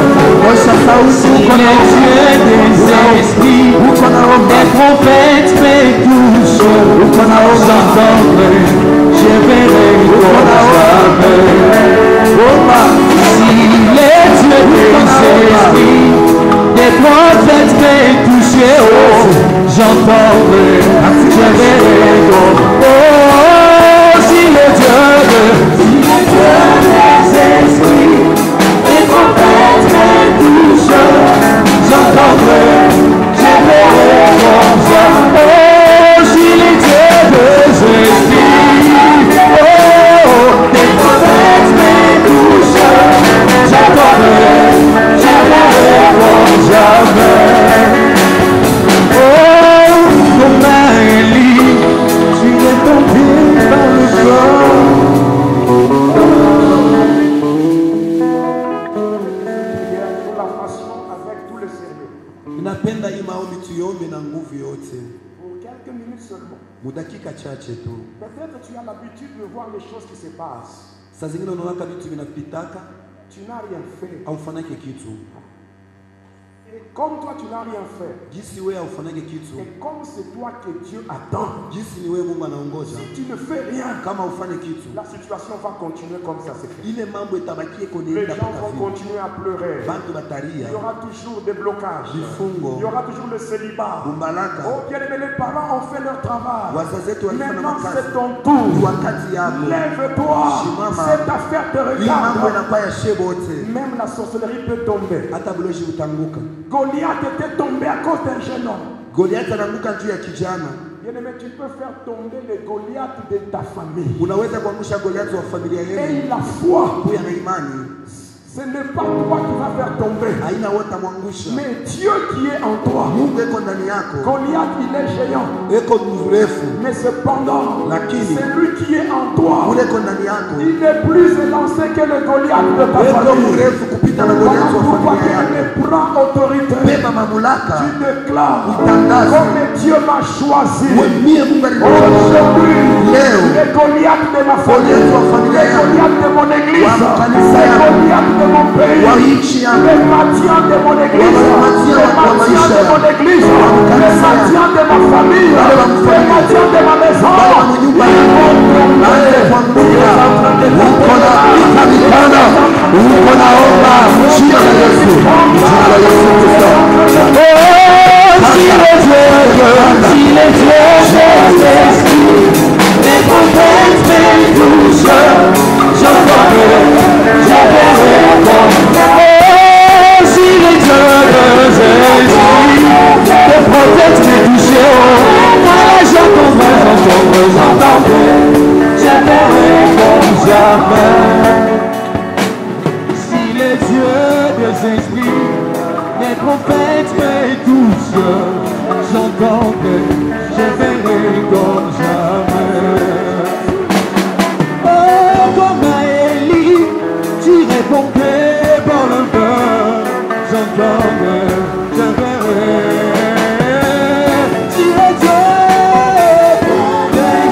des prophètes, oh, j'entendrai, je verrai comme moi.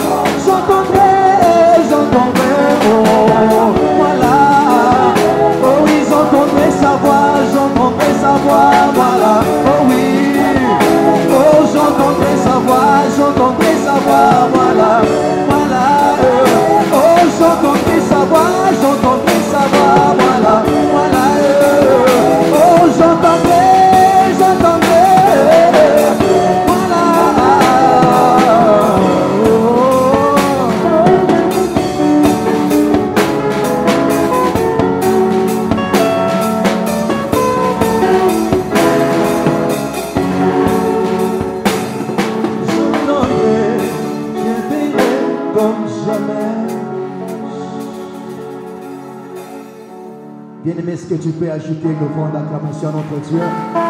Est-ce qu'on peut bien acclamer le Seigneur? Alléluia.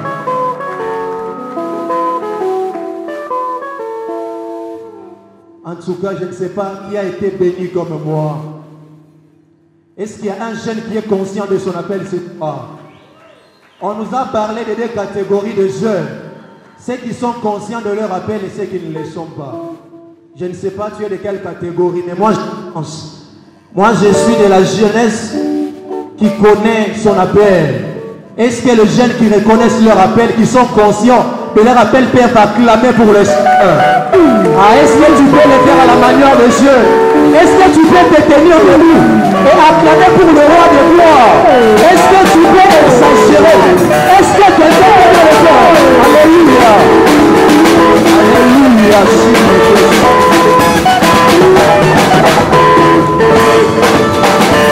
Gloire à Jésus. Alléluia.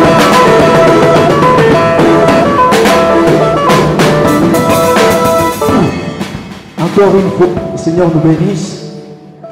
Et je vous souhaite encore pour la énième fois la bienvenue. Nous sommes arrivés à une très belle étape. C'est l'étape de notre cérémonie. La cérémonie du lancement des activités. Et sur ce, j'aimerais présentement, avant toute chose, je vais présenter en même temps faire appel aux membres des comités, parce que c'est un moment vraiment crucial, un moment très important, où nous avons besoin de recevoir du Père, de recevoir quelque chose. C'est pourquoi, je pense dans les mots de circonstances, nous avons présenté les départements. Présentement, là, on va les présenter en même temps, nous allons aussi les appeler pour qu'ils s'approchent ici, avant d'inviter les pères pour la cérémonie. Comme nous l'avions dit, notre département fonctionne avec les systèmes de branches. Ces branches qui sont comme des sous-départements. Et ce sont nos activités. Les activités qui seront lancées ce soir, afin que tout un chacun puisse trouver sa place, afin de servir son Dieu. Premièrement, nous avons dit, c'était l'évangélisation. C'était l'évangélisation.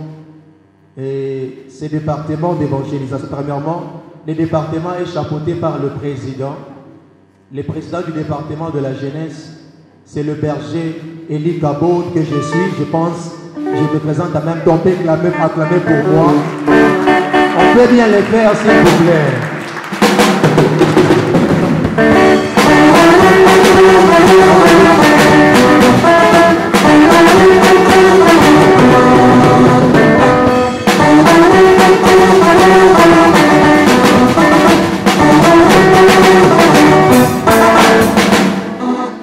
Et le président, le berger Eli Kabod, est secondé par le diacre Timothée Ntita, que j'invite pendant qu'il s'avance, nous acclamons pour le Seigneur.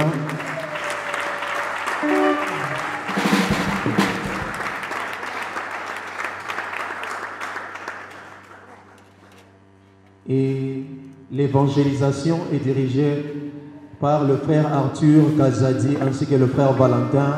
Pendant qu'ils s'approchent aussi, nous acclamons pour le Seigneur.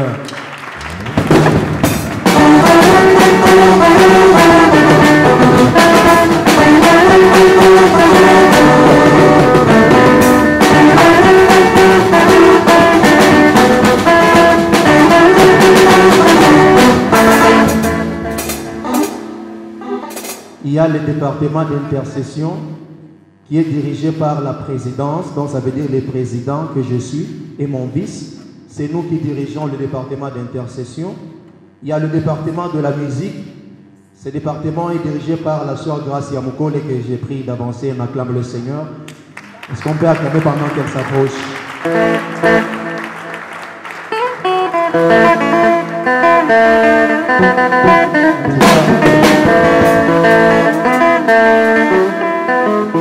En tout cas, et elle dirige ce département avec le frère John, que j'ai pris aussi de s'avancer. Le frère John Mukinai.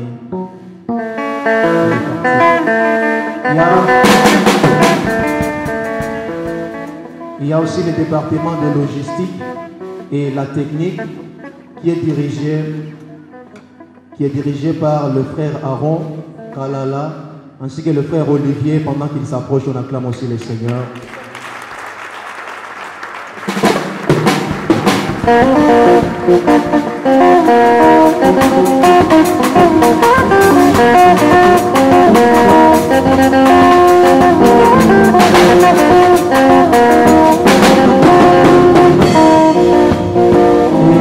Dans cette structure, il y a aussi les sous-départements de la décoration ainsi que de l'habillage, dirigé par la sœur Laetitia Mpala ainsi que la sœur Malicia Mona. Et pendant qu'elle s'approche aussi, nous acclamons le Seigneur.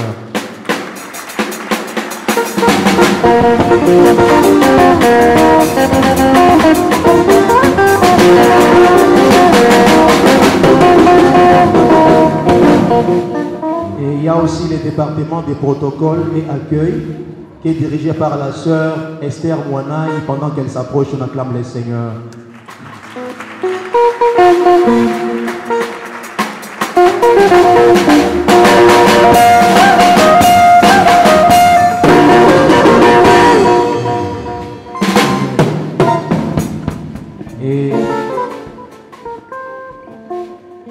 Et enfin, il y a le département de finances et comptabilité qui est dirigé par le frère Jomani Sombayo et le frère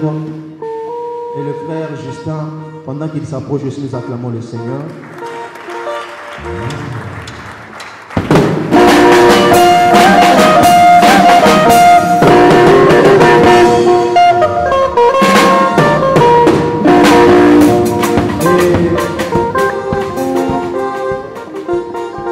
Et il y a aussi notre secrétaire, le secrétaire du département, le diacre Félix Moussampa. Pendant qu'il s'approche, nous acclamons sur le Seigneur.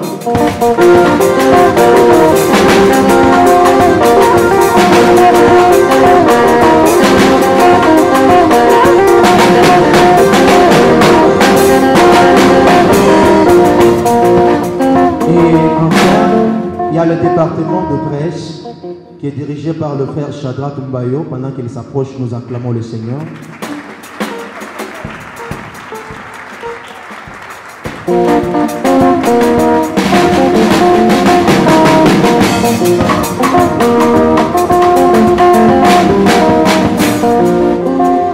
Amen. Et nous voulons passer à la cérémonie.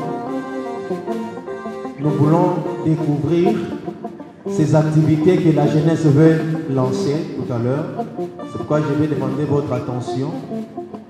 Et pendant ces moments, j'aimerais inviter le pasteur Jean, s'il peut nous aider à garder la chair. Pendant que papa s'approche pour la cérémonie, nous acclamons le Seigneur.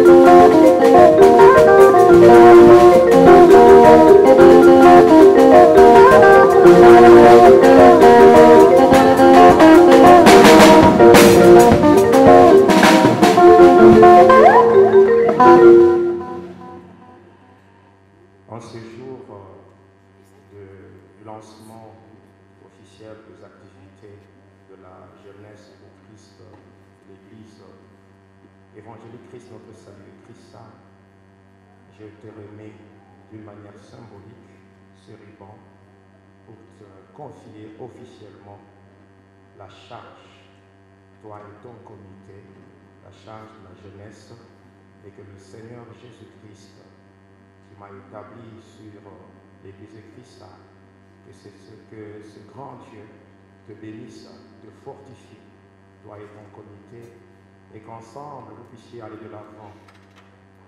Même si vous représentez la jeunesse, c'est qu'il est vrai, Dieu est avec vous. Et il est dit, avec Dieu, vous ferez des exploits. Allez de l'avant, faites de grandes choses, afin que Dieu soit glorifié au travers de vous. Il est dit dans les Saintes Écritures, mettez-moi Paul et Barnabas à part pour l'œuvre à laquelle le Seigneur les a appelés.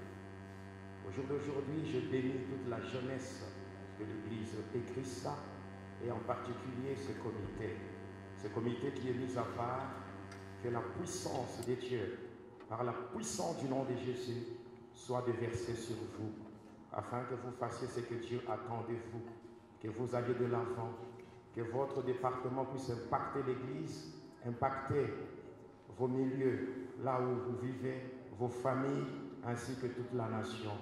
Que le Seigneur vous soutienne et que vous alliez de l'avant au nom puissant et glorieux de Jésus, notre Seigneur et Sauveur. Et nous prions ainsi avec foi et action de grâce et nous disons Amen.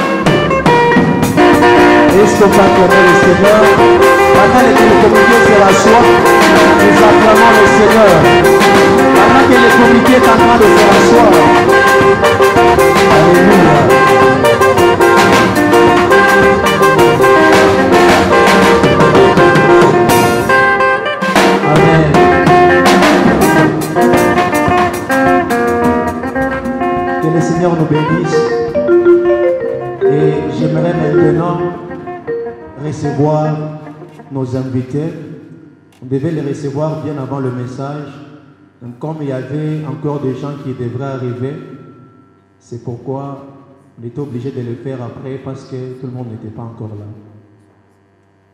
Mais avant cela, je vais demander à la chorale qui vient de naître aujourd'hui de se rasseoir. J'aimerais recevoir un groupe pendant 7 minutes. Ils ont quitté tellement très loin pour venir nous honorer et nous voulons aussi les honorer. Mais avant cela, j'aimerais d'abord recevoir les hommes de Dieu qui ont quitté leurs occupations afin de communier avec nous.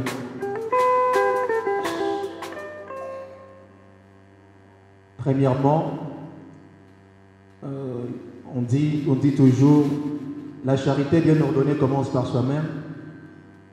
Premièrement, j'aimerais recevoir les serviteurs de l'Église évangélique Christ notre salut qui ont été là le matin et qui se sont sacrifiés encore ce soir pour se rassembler et communier avec nous. Premièrement, j'aimerais que nous puissions saluer la présence du pasteur Jean-Baptiste. Pendant qu'il s'élève, nous sommes en train d'acclamer, acclamons le Seigneur. Nous acclamons le Seigneur.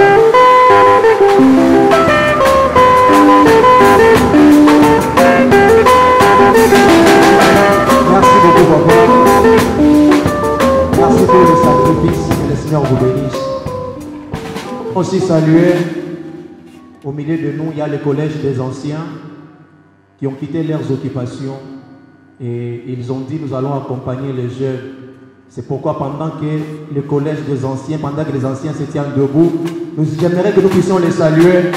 Est-ce qu'on peut acclamer le Seigneur pendant qu'il s'élève? Pendant que l'ancien Jean-Marie, l'ancien Jean Tuani et l'ancien Joseph Okongo, l'ancien Nicolas s'élève, est-ce qu'on peut bien acclamer le Seigneur? Amen. Gloire à Jésus. Merci beaucoup, Papa Gouin.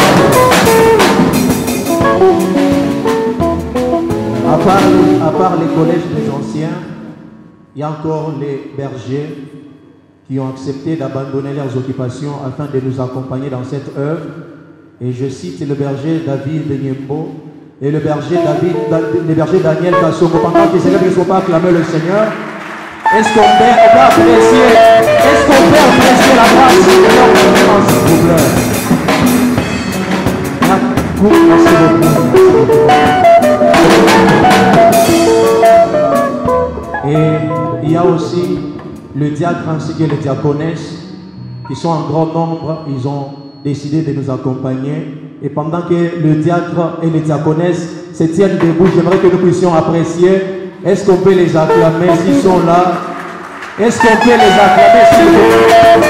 Pendant que le diacre et les diaconesses se lèvent, est-ce qu'on peut acclamer le Seigneur? Merci beaucoup, merci.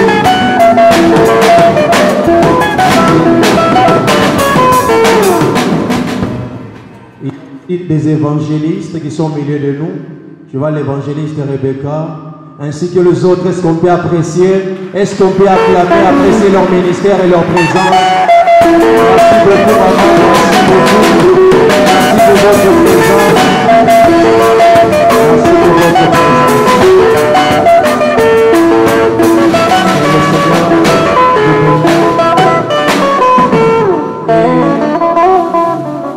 Et j'aimerais aussi qu'on puisse saluer les hommes de Dieu qui sont là. Peut-être que vous n'avez pas présenté l'invitation, mais vous êtes là, vous avez décidé de venir communier avec nous. Chers hommes de Dieu, éminents serviteurs de Dieu, je vous prierai si vous êtes là de vous tenir debout. Que la jeunesse et Christ vous salue. Est-ce qu'on peut les recevoir s'ils sont là? Wow. Est-ce qu'on peut apprécier? Merci beaucoup, maman. Merci beaucoup. Merci beaucoup.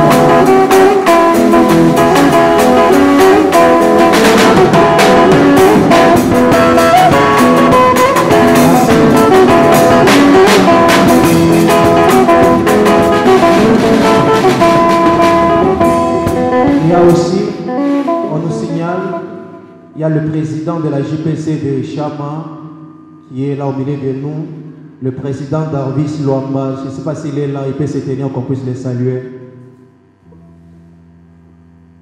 Le président Darvis Luamba, s'il est là, il peut se lever qu'on le salue.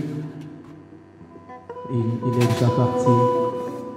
Je profite de la même occasion pour recevoir nos invités. Vous êtes là pour la toute première fois, vous êtes venus communier avec nous dans la jeunesse de la maison de refuge et de consolation, l'église évangélique Christ notre salut. Si vous êtes là, je vous prie que vous vous teniez debout, que nous puissions aussi vous saluer. Nos invités, est-ce que vous pouvez vous tenir debout? Nous voulons vous saluer, nous voulons vous honorer. Chers hommes de Dieu, est-ce qu'on peut les apprécier s'il vous plaît? Est-ce qu'on peut les apprécier? Merci beaucoup.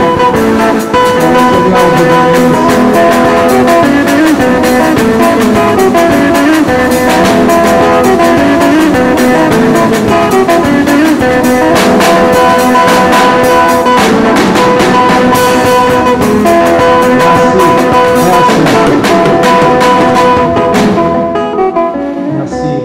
Permettez-moi de saluer particulièrement un ami bien, un serviteur de Dieu qui m'a personnellement impacté dans mon parcours ministériel.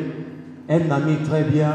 Pendant que l'homme de Dieu, le Franck Moukine, se tient debout, est-ce qu'on peut bien l'apprécier?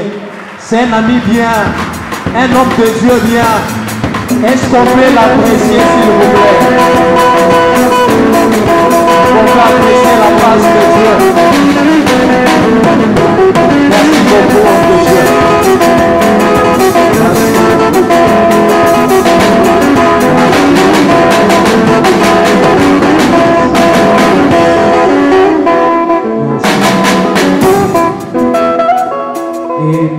instants, j'aimerais laisser la parole à la modératrice pour les services d'offrande, ainsi que donner la parole finale. Pendant qu'elle monte, on peut acclamer le Seigneur.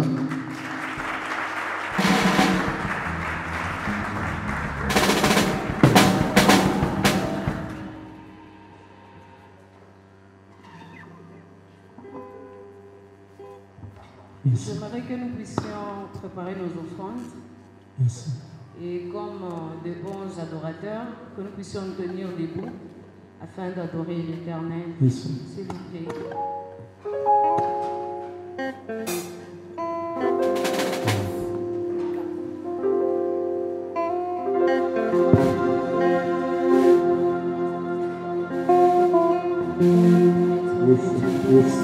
J'aimerais que quelqu'un puisse prier pour son offrande, que quelqu'un puisse dire à l'Éternel que cette offrande, Seigneur, puisse te monter comme un parfum de bonne odeur. Oui, que quelqu'un puisse dire à l'Éternel, Seigneur, permets que cette offrande puisse te plaire. Est-ce que tu peux prier? Est-ce que tu peux prier dans le nom de l'Éternel?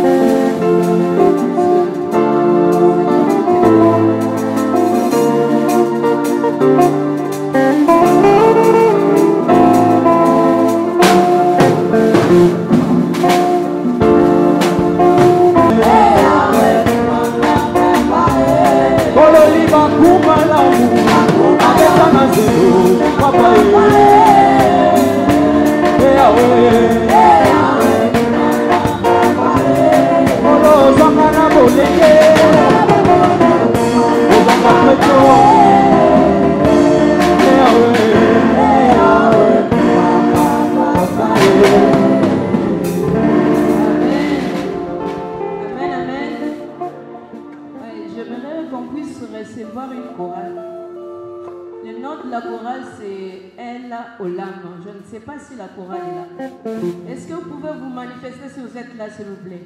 Ok. Pouvons-nous les encourager par nos acclamations pendant qu'ils sont en train d'annoncer?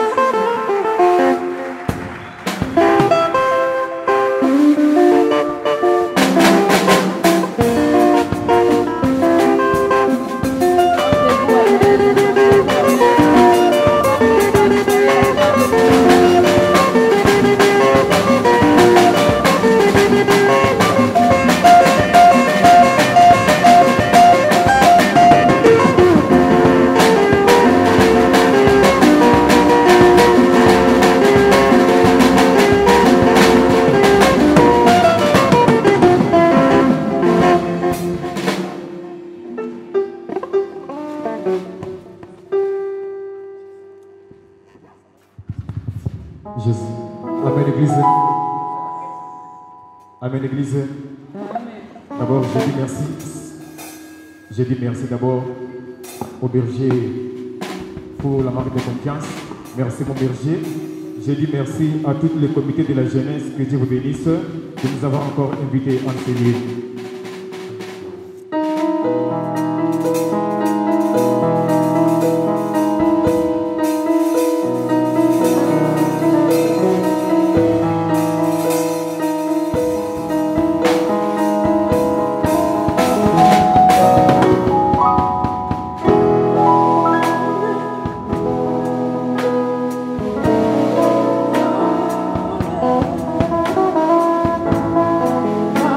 Amen.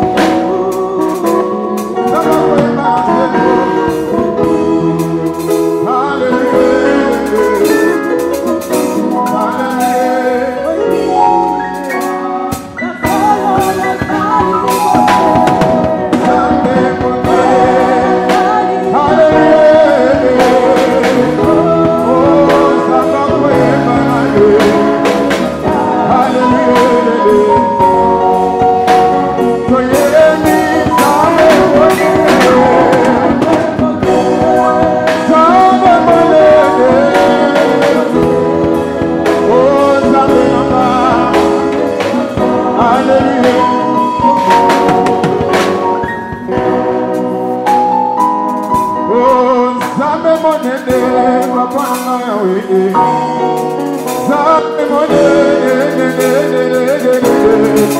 zabe nanga yo yo yo, mama libela. Zaba koye makrego, zaba bomana nanga zabe nanga yo yo yo, mama libela.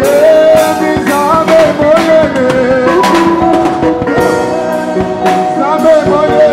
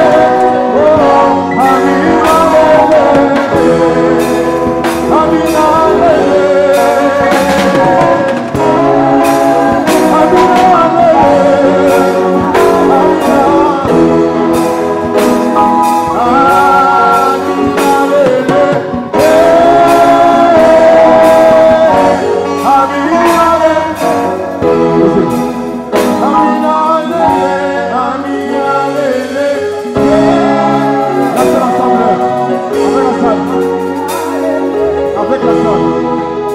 Amina lele, Amina lele. Amina lele.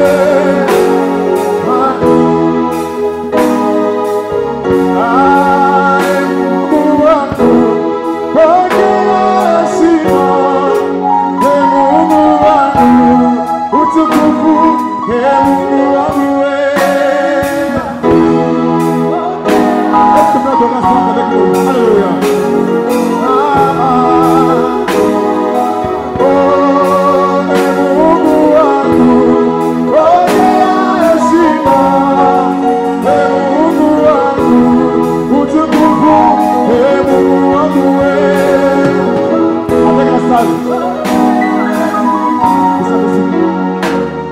Avec la salle, ensemble la salle. Oh, ai Mungu wangu, pokea heshima. Mungu wangu, utukufu. Mungu wangu wewe. Fais-le bien. Fais-le bien. Jésus. Oh, Amina lele.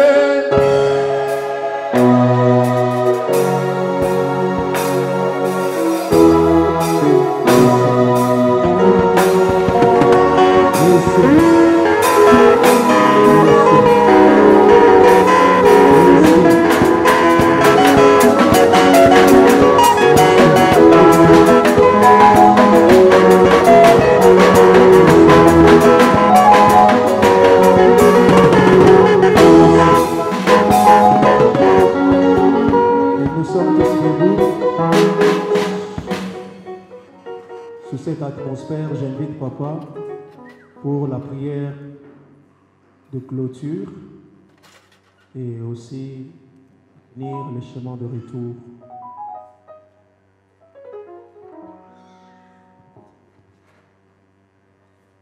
Nous allons prier. Éternel, notre Dieu, au nom puissant et glorieux de Jésus, nous te disons merci.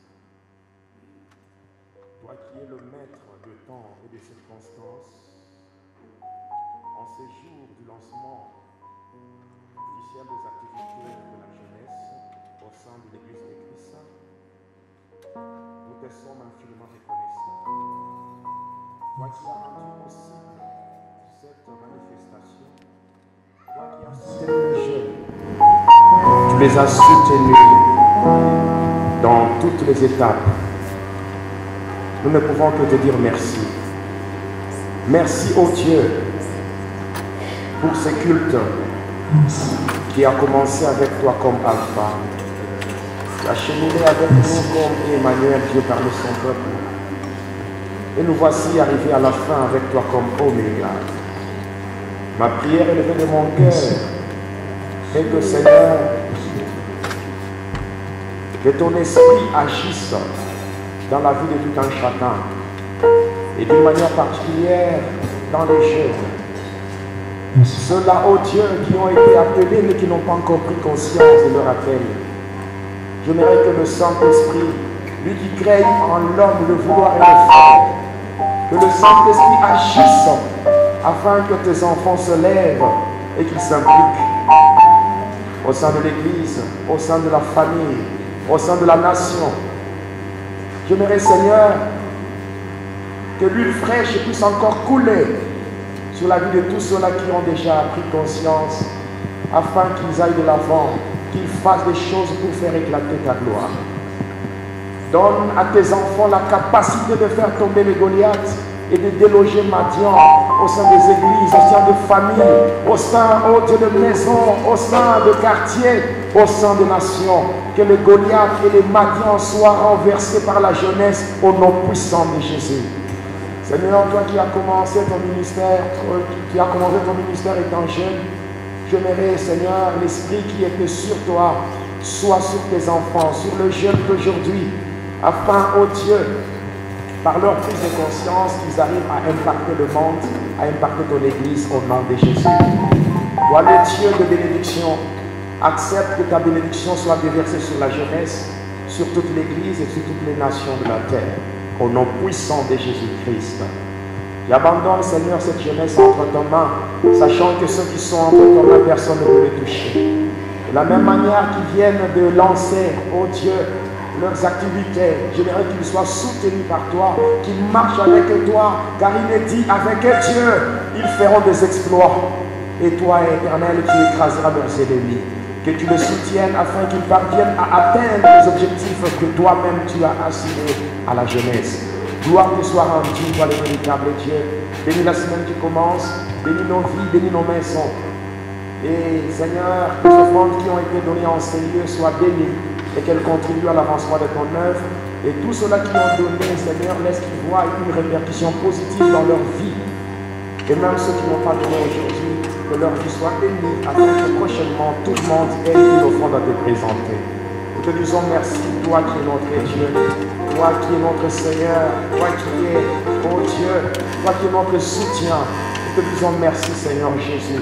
Et toi-même, Jésus, le Prince de paix, laisse maintenant que ta paix qui surpasse toute sagesse et toute intelligence des hommes soit notre partage dans l'Église, dans nos maisons, dans nos familles et dans toutes les nations. Au nom puissant et glorieux de Jésus, nous avons ainsi prié avec foi et action de grâce. Et nous disons Amen en acclamant très fort le Seigneur.